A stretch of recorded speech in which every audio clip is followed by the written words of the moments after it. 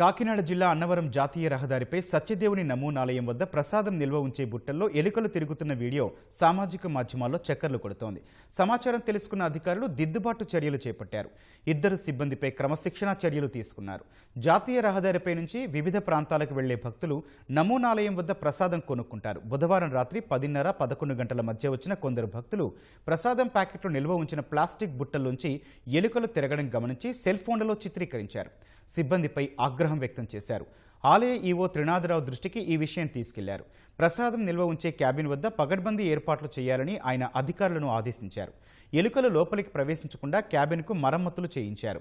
నిర్లక్ష్యంగా వ్యవహరించిన సిబ్బంది త్రిమూర్తులు, భద్రతా సిబ్బంది రాజులను తాత్కాలికంగా విధుల నుంచి తప్పించారు.